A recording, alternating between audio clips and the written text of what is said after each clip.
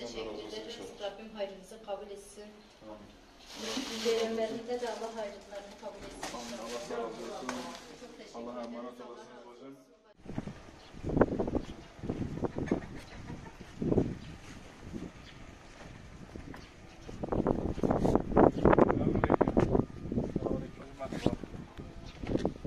Hayırseverlerin Umut Kervanı Derneği vesilesiyle size göndermiş oldukları yardımlardır.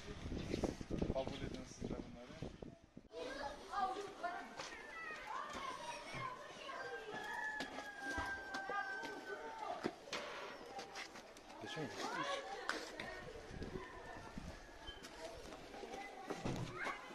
Sıraları yapmış olduğu hayırlardır. Zekatları da kenarda kabul edin inşallah. Yapmış olduğu hayırlardır.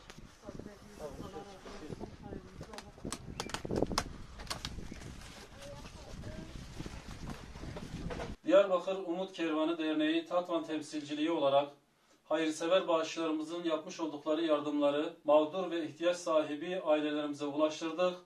Ulaştırmaya da devam edeceğiz inşallah. Rabbim hayırsever kardeşlerimizden razı olsun inşallah.